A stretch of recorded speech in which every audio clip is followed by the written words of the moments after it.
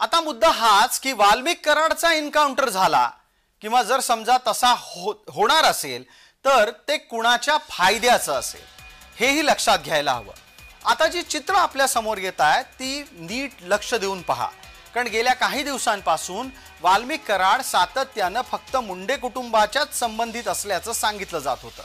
पण इथे आपल्याला वाल्मिक कराड हा अशा अनेक नेत्यांबरोबर दिसतोय जे नेते आता वाल्मिक कराडच्या विरोधामध्ये भूमिका घेताना दिसतायत। ही सगळी मंडळी नव्या राजकीय समीकरणांच्या नुसार नवी भूमिका घेताना आपल्या समोर येत आहेत। काल परवापर्यंत या सगळ्यांनाच वाल्मिक कराडचा सहवास हवा होता, आता सारीपाटाच्या सोंगट्या फिरल्या आहेत आणि त्याचमुळे कदाचित वाल्मिकचा दुस्वास करणं त्यांनी सुरू केलं असावं। पण या सगळ्या प्रकरणामध्ये वाल्मिकच्या जीवाचं काहीही बरं वाईट झालं तर काय होऊ शकतं त्या शक्यता आपल्याला तपासून पाहायच्या आहेत।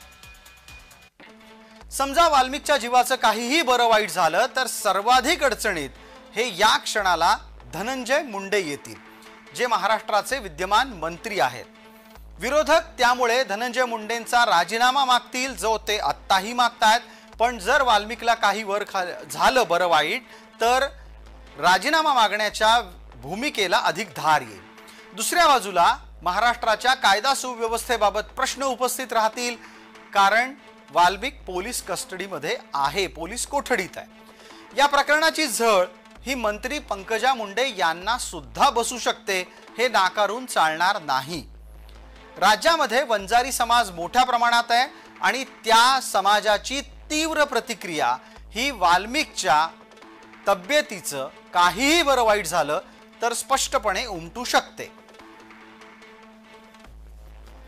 हे पहा, ह्या सर्व गोष्टी सर्व लोकांना माहीत आहेत, मुख्यमंत्र्यांना माहीत आहेत, उपमुख्यमंत्र्यांना माहीत आहेत। कोणाचा राजकीय वरदहस्त वाल्मिक कराडला होता।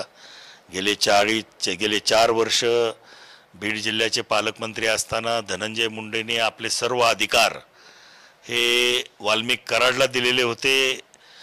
कार्यकारी पालकमंत्री म्हणून त्यांचा उल्लेख वर्तमानपत्रात होत होता। हे सगळं बीड जिल्ह्याने पाहिलेलं आहे आणि हे पक्षश्रेष्ठी नाही, ह्या सगळ्या गोष्टी ज्ञात आहेत। त्याच्यामुळे पक्षश्रेष्ठींच्या पासून काही लपून ठेवलेलं नाहीये। तसे माननीय विजय वडेट्टीवार बोलायला हुशार आहेत, पण अशा पद्धतीचं छोटा आका मोठा आका हे पहिल्यांदाच तुमची सर्वांची भाषा मी आज ऐकतोय का कुणाचा एन्काउंटर आणि कुणाचा काय, हे अशा गोष्टी नाही आहेत। एक तर पोलीस प्रशासन CID हे अतिशय व्यवस्थितपणानं तपास करते आहे।